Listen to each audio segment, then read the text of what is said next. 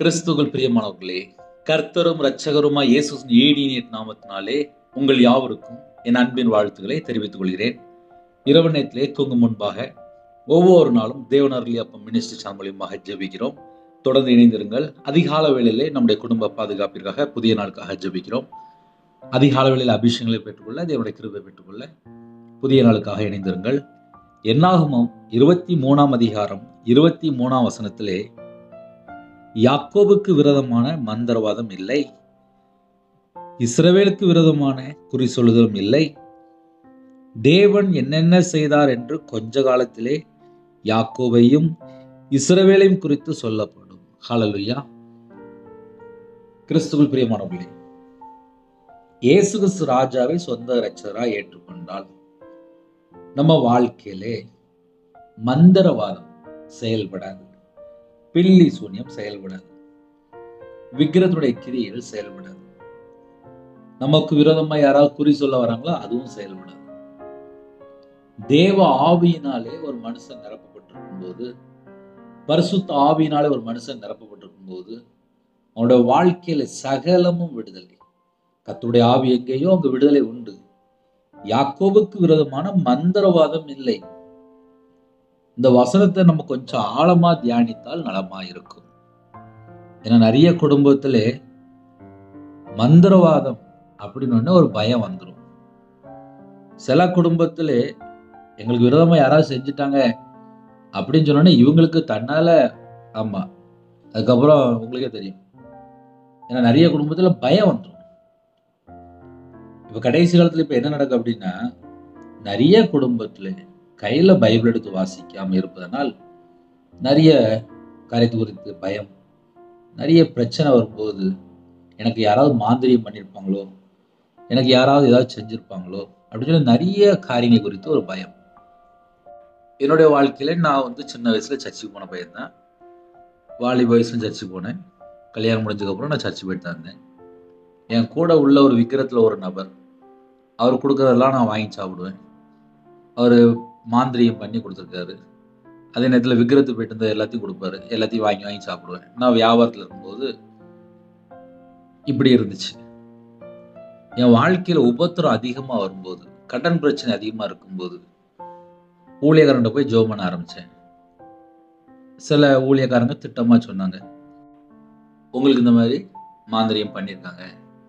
அதுக்கப்புறம் அவங்க ஜெபம் பண்ணி அந்த கட்டை உடைச்சு ஜெபம் பண்ணி என்னை வெளியில் கொண்டு வந்தாங்க. இதை ஏன் சொல்ல வேண்டியிருக்கு அப்படின்னா, நான் சின்ன வயசுலேருந்து சர்ச்சுக்கு போனால் கூட, ஞாயிற்றுக்கிழமை சர்ச்சுக்கு போனால் கூட கையில் பைபிள் எடுத்து வாசிக்கலை, முழங்கால் போட்டு ஜெபம் பண்ணாமல் இருந்திருக்கேன், தேவனை துதிக்காமல் இருந்திருக்கேன், தேவனோட நாமத்தை மகிமைப்படுத்தாமல் இருந்திருக்கேன், கர்த்தரை விசுவாசிக்காமல் ஒரு மனுஷனை நம்பி விக்கிரத்துக்கு நானே பணம் கொடுத்துருக்கேன், மாந்திரியத்துக்கு நானே பணம் கொடுத்துருக்கேன். இப்படி என்னுடைய வாழ்க்கையில் நான் பாதிக்கப்பட்டேன். யாக்கோபுக்கு விரோதமான மந்திரவாதம் இல்லை என்று எழுதப்பட்டிருக்கு. ஃபர்ஸ்ட் நம்ம ஒரே ஒரு காரியத்தை மாத்திரம் அறிந்து கொள்ள வேண்டும். இரவு நேரத்திலே ஒரு சின்ன செய்தி தான், நல்லா கரெக்டாக கவனிக்கிறோம். 24 மணி நேரம் வாழ்க்கையிலே நான் கையில் பைபிள் எடுத்து வாசிக்கிறேன்னா, முழங்கால் போட்டு ஜெபம் பண்ணுறேன்னா, தேவனுக்கு நன்றி செலுத்துறேன்னா, அடுத்தாப்புல தனி ஜெபம் இருக்கா, குடும்ப ஜெபம் இருக்கா, வீட்டில் எல்லாரும் தேவனை தேடுறோமா, இதுதான் முக்கியமான ஒரு பாயிண்ட். எல்லா வீட்டுலையும் இதுதான் செய்தி. அப்போ என்ன அர்த்தம் அப்படின்னா, எதில் நம்ம மக்கள் அதிகமான மிஸ்டேக்காக இருக்காங்க அப்படின்னு சொல்லி பார்க்கும்போது, இப்போ கையில் செல்ஃபோன் தான் நிறைய குடும்பத்தில் அந்த குடும்பத்தில் கர்த்தரை விட்டு தள்ளி போகிறது ஒரு பாயிண்ட்டு, குடும்பத்துக்குள்ளே சமாதானம் இல்லையா, அதுக்கும் இந்த செல்ஃபோன் தான் நிறைய காரியத்தில் பிரச்சனையாக இருக்குது. எப்படி அப்படின்னா, ஒரு வாலிப பையன் அம்மாட்ட பேச மாட்டேங்கான், அப்பாட்ட பேச மாட்டேங்கான், ஆனால் செல்ஃபோனை கையில் எடுத்துகிட்டு யார்கிட்டயோ ஃப்ரெண்டுகிட்ட பேசி அப்படியே வெளியில் கிளம்பி போயிருந்தான். ஒரு வாலிப மகள் வீட்டுக்குள்ளே இருக்கிறா, நைட்டு தூங்குற வரையும் செல்ஃபோனே பார்த்துட்டு இருக்கிறா. அம்மாவாலையும் ஒன்றும் சொல்ல முடியல, அப்பாவாலையும் ஒன்றும் சொல்ல முடியல. அப்போ என்ன அர்த்தம் அப்படின்னா, ஒரு குடும்பத்திலே கர்த்தராய் இயேசு ராஜாவை சொந்த இரட்சகராய் ஏற்றுக்கொண்ட பின்பாக அந்த குடும்பம் எப்படி இருக்கு, அதை கொஞ்சம் நம்ம எல்லாருமே யோசிக்கணும். இதை ஏன் நான் இந்த மெத்தடில் சொல்லித்தரேன் அப்படின்னா, யாக்கோபுக்கு விரோதமான மந்திரவாதம் இல்லை.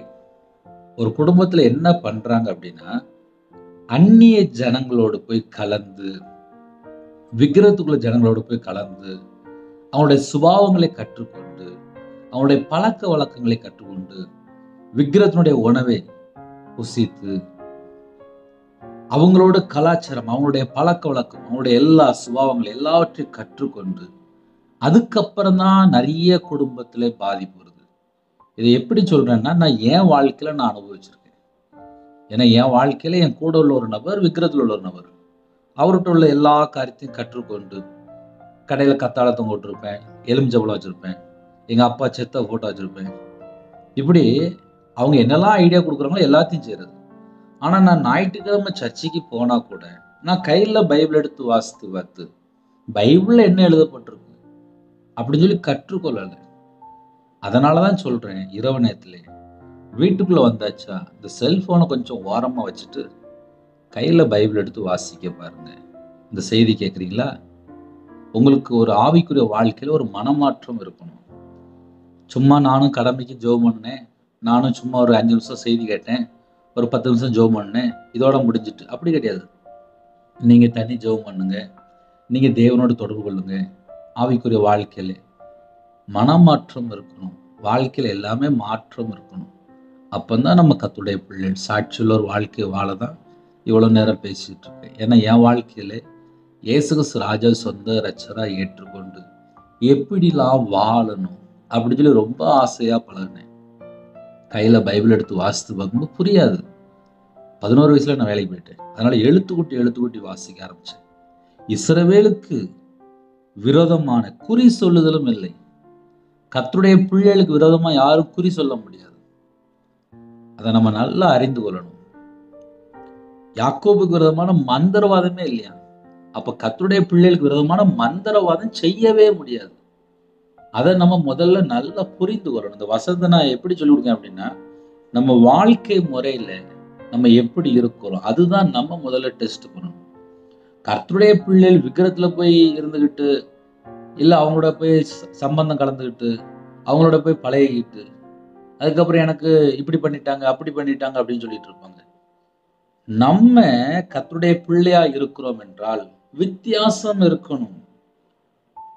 என்னாகமம் 23ஆம் அதிகாரம் 9ஆம் வசனத்தில் எழுதப்பட்டிருக்கு, அந்த ஜனங்கள் ஜாதிகளோட கலவாமல் தனியே வாசமா இருப்பார்கள் என்று எழுதப்பட்டிருக்கு.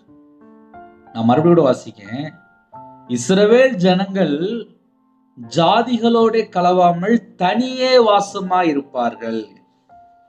அப்ப இன்னைக்கு செய்தி என்ன பிரதர் அப்படின்னா, மாந்திரிகம், பிள்ளி சுனியம், ஏவல், விக்கிரத்துடைய கிரியை நம்ம குடும்பத்துக்குள்ள வரக்கூடாது அப்படின்னா நம்ம எப்படி இருக்கணும் அப்படின்னா, இஸ்ரவேல் ஜனங்கள் ஜாதிகளோட கலவாமல், அந்த வேர்ட் ரொம்ப முக்கியம், ரொம்ப முக்கியம், ரொம்ப முக்கியம்.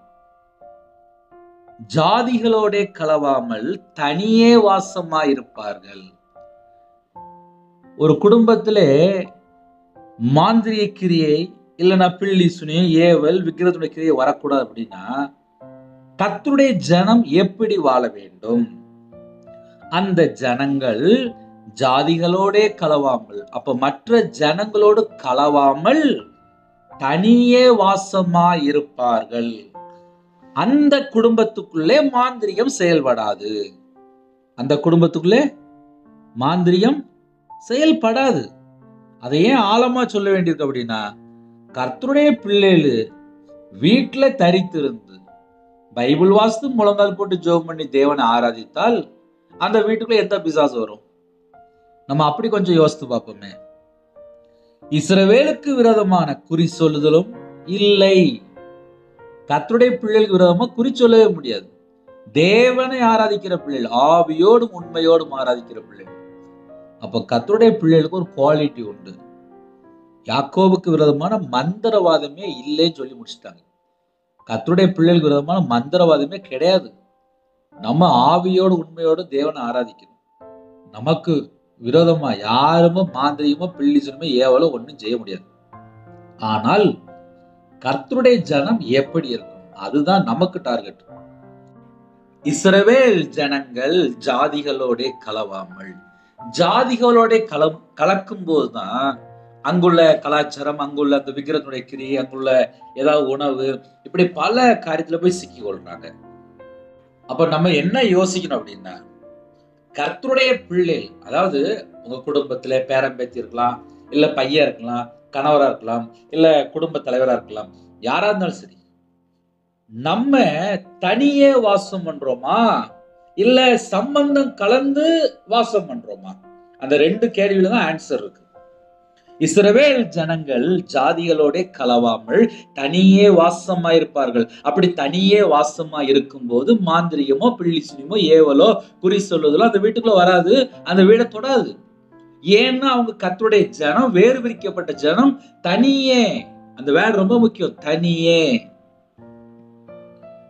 ஜனங்களோடு ஜாதிகளோடு கலவாமல் தனியே வசமா இருப்பார்கள். அப்ப இஸ்ரவேல் ஜனங்களுக்கு ஒரு குவாலிட்டி இருக்கு. அந்த குவாலிட்டி நம்ம வாழ்க்கையில எப்ப வருதோ அந்த இடத்துக்குள்ள பிசாசு வராது. அந்த இடத்துல மாந்திரிகம், பில்லி சுனியம், ஏவல் எதுவும் செயல்படாது. அப்ப நம்ம என்ன யோசித்து பார்க்கணும் அப்படின்னா, நான் கர்த்தருடைய பிள்ளையா இருக்கிறேன், என் குடும்பத்துல எல்லாரும் கர்த்தருடைய பிள்ளையா இருக்கிறாங்களா? கர்த்தருடைய பிள்ளைனா என்ன அர்த்தம் அப்படின்னா, மற்ற ஜனங்களோடு மற்ற ஜாதிகளோடு கலவாமல் தனியே வாசமா இருக்கிறாங்களா? தனியே இருக்கிறாங்களா? அதுதான் ரொம்ப குவாலிட்டி, ரொம்ப ரொம்ப ரொம்ப முக்கியமான ஒரு வேர்டு. ஏன்னா 24 மணி நேரம் வாழ்க்கையில என் ஃப்ரெண்டு யாரு, என் குடும்பத்துல என் கூட பழகுற நபர் யாரு, அதெல்லாம் ரொம்ப முக்கியம். என் கூட என் வாழ்க்கையில ஒரே ஒரு விக்கிரகத்துடைய ஒரு நபர் பழகுறாரு. என் கையில இருந்து ஒரு 13 லட்சமும் போச்சு, மாந்திரியத்துக்கும் போச்சு, விக்கிரகத்துக்கும் போச்சு, அந்த மனுஷன்டையும் போச்சு. ஆக மொத்தம் நான் சொந்த வீடு வித்து நடுரோட்டுக்கு வந்தேன். விக்கிரகத்துக்குள்ள ஒரு நபர்கிட்ட பழகி சம்பந்தம் கலக்கும் போது, அவங்களோட பழகும் போது, அவங்களோட ஐக்கியமா இருக்கும் போது, அவங்களோட உறவாடும் போது, அவங்களுடைய கலாச்சாரத்தை கற்றுக்கொள்ளும் போது என் வாழ்க்கையில நான் நாசமா போயிட்டேன். என்னைக்கு கையில பைபிள் எடுத்து வாசித்து பார்த்து, பைபிள்ல இப்படி ஒரு சட்டம் இருக்கு, அப்ப நான் எப்படி வாழ்ந்தேன், நான் துன்மார்க்கனா வாழ்ந்தேன்னு சொல்லி நான் தான் மனம் திரும்ப ஆரம்பித்தேன். என் வாழ்க்கையில கர்த்தர் எனக்கு எப்போ விடுதலை கொடுத்தாரு அப்படின்னா, நான் மனம் திரும்பினாதான் விடுதலை கொடுக்காரு. நிறைய குடும்பத்துல யோசிப்பாங்க, நாங்க சர்ச்சுக்கு போய் ஜெபம் பண்ணிட்டோம், நாங்க இப்படி ஜெபம் பண்ணிட்டோம், நாங்க அப்படி ஜெபம் பண்ணிட்டோம். எல்லாம் சரிதான். வீட்டுல போய் பாருங்க, நல்ல படம் பார்க்கறது, நாடகம் பார்க்கறது, அப்புறம் தேவையில்லாம பக்கத்து வீட்டுல, அந்த வீட்டுல, இந்த வீட்டுல உட்காந்து நல்ல சம்பந்தம் கலந்து, இவங்க அவங்களோட, அவங்க இவங்களோடு உறவாடி, அப்புறம் சிக்கல் வந்துடும். அதனால முக்கியமான ஒரு பாயிண்ட் தான் நீங்க பேசிட்டு இருக்கோம். சம்பந்தம் கலந்தால் அங்குள்ள சில பிரச்சனைகள், சில குழப்பங்கள், சில நேரத்துல மாந்திரியம், இதெல்லாம் எங்கேருந்து வந்துச்சு? நம்ம சம்பந்தம் கலந்த இடம் எதுவா இருக்கு அப்படின்னு சொல்லி நம்ம தான் யோசித்து பார்க்கணும். ஏன்னா சில குடும்பத்துல கர்த்தரை விட்டு தள்ளி போக மாட்டாங்க, பியூரா வாழ்ந்துட்டு இருப்பாங்க. அப்படியும் சில குடும்பத்துல இணைந்திருக்கிறீங்க.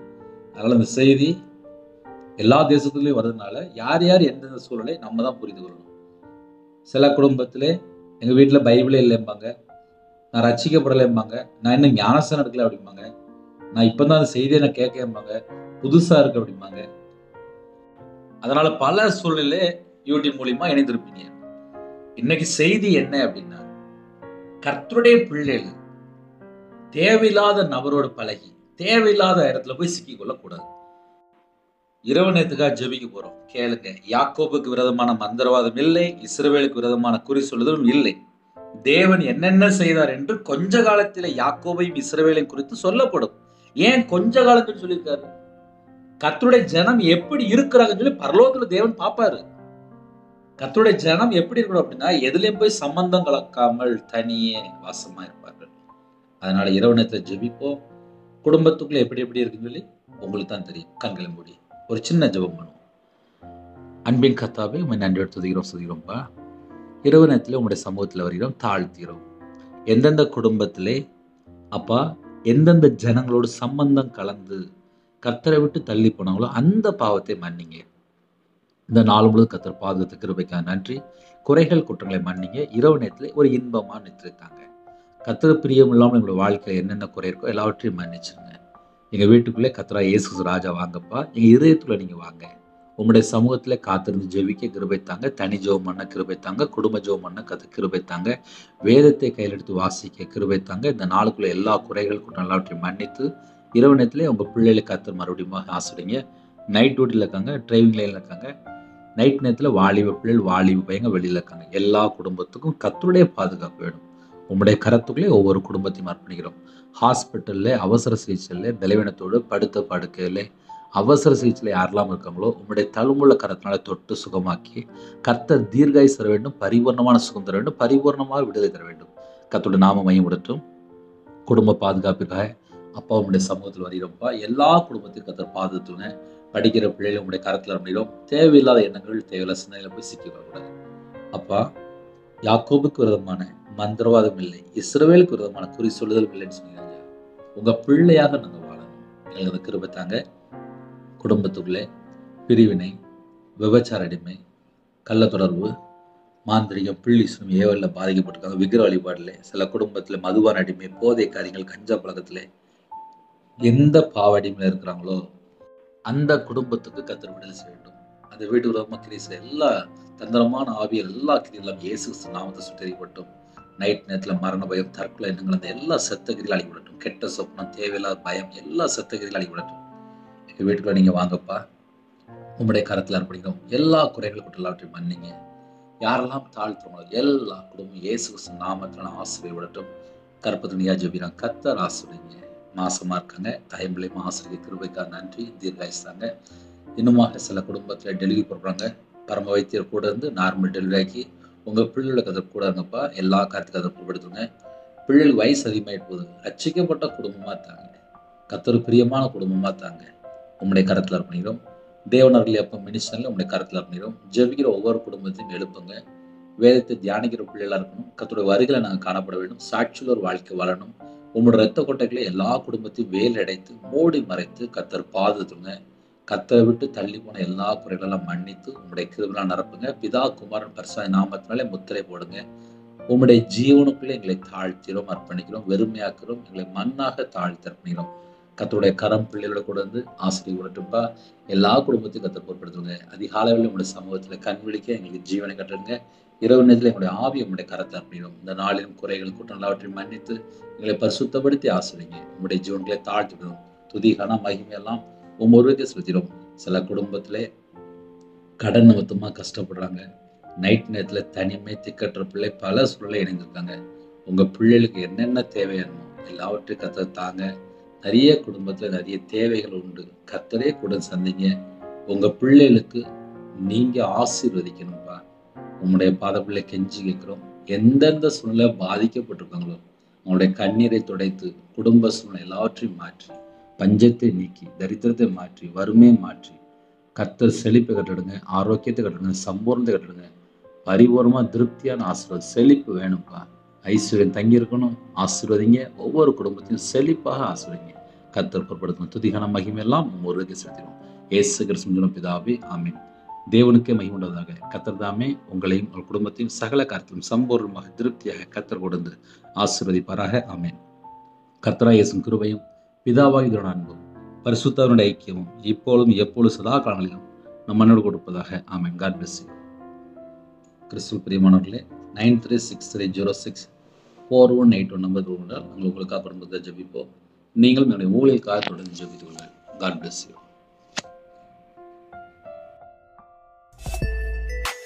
Thanks for watching. Please subscribe our channel. Click the like and share. Click the bell. God bless you.